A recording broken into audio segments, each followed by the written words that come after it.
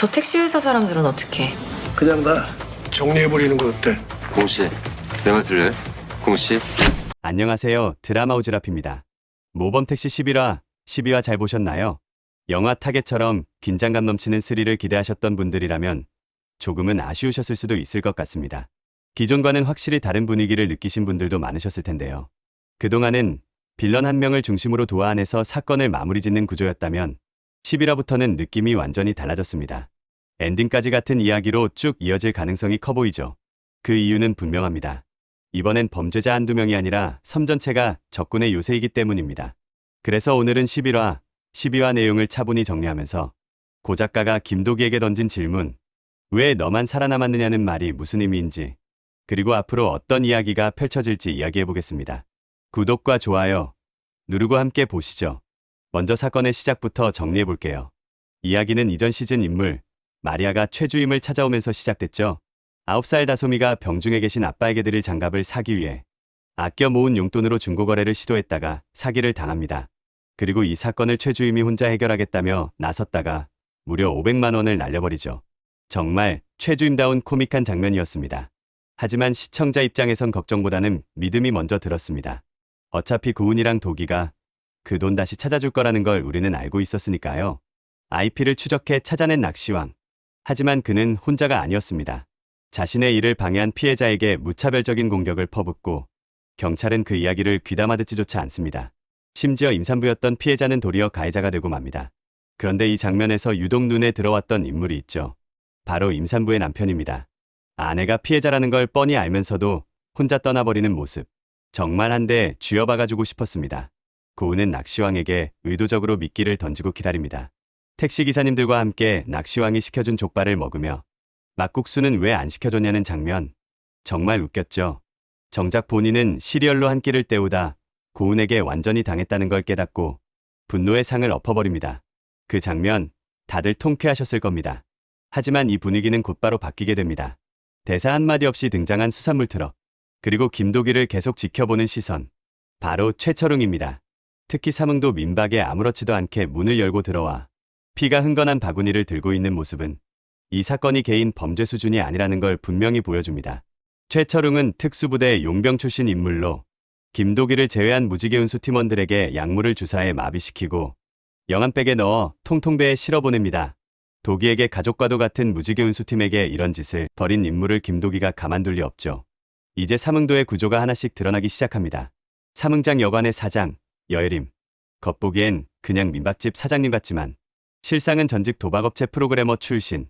안고은 못지않은 해킹 실력을 가지고 있으며 삼흥사의 모든 CCTV와 국제 사기 사건의 핵심 시스템을 사실상 관리하고 있는 인물입니다. 계좌를 관리하고 IP를 해외로 돌려 자금을 세탁하는 역할까지 맡고 있죠. 그리고 삼흥도를 지키는 인물, 지대한. 전직 비리 경찰이지만 삼흥도 안에서만큼은 질서를 유지하는 관리자 역할을 합니다. 삼흥사는 단순한 절이 아닙니다. 천장에 매달린 연등들은 삼흥도 주민들의 회계장부입니다. 보이스피싱으로 얻은 수익금을 연등처럼 달아놓고 더 열심히 사기를 치도록 독려하는 공간이죠. 이 모든 구조를 관리하는 역할을 지대한이 맡고 있습니다. 그리고 이 모든 판을 위해서 내려다보는 인물. 카메라를 들고 다니지만 사진은 찍지 않는 고 작가입니다. 전직 비리 검사 출신.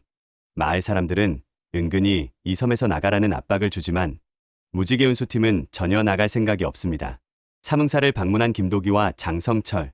그들을 지켜보는 시선이 있었죠. 바로 고 작가입니다. 분명 택시 문을 잠그고 사찰로 들어가는데 어느 순간 뒷자리에 타 있는 고 작가. 검사 출신답게 문 여는데도 능숙한 것 같습니다. 삼흥사 연필꽂이에서 발견된 사법연수원 검사 동우의 문구의 펜. 해각 다음으로 섬 전체를 컨트롤하는 상위 인물임을 암시합니다. 고 작가는 택시비도 내지 않은 채 내리며 고기 많이 잡으라는 말을 남깁니다. 정말 고기를 말한 건지 최철웅이 바다에 떠나보낸 시신을 말한 건지 의미심장하죠. 그리고 김도기에게 이 말을 남깁니다. 왜 김도기 씨가 지나간 자리에 사람들은 모두 죽거나 사라졌을까요? 왜 거기서 당신만 살아남은 거지? 검사 출신답게 심리전에 특화된 질문입니다. 낚시왕이 AS를 요청했을 때 의문의 상자가 배달했죠.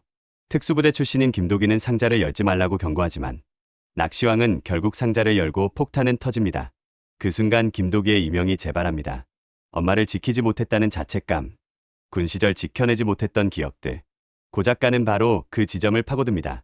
너만 없으면 내 주변 사람들은 안전하다. 김도기의 마음을 완전히 무너뜨리는 심리전입니다. 그리고 그 사이 삼흥도파는 움직입니다. 고작가는 최철웅과 함께 서왕의 지시로 김도기를 제외한 무지개 운수팀을 제거하려 합니다. 고은, 박주임, 최주임, 무지개 운수 팀원들이 하나둘씩 사라집니다. 이번 상대는 삼흥도파라는 거대한 조직입니다. 무지개 운수팀이 감당하기 어려워 보이죠. 그래서 자연스럽게 시즌2의 한 장면이 떠오릅니다. 모든 무지개 운수팀이 총격을 당할 위기에 놓였을 때 등장했던 모범택시 기사 1호 김소연. 우리 엔딩이 이렇게 될 줄 몰랐는데. 어서!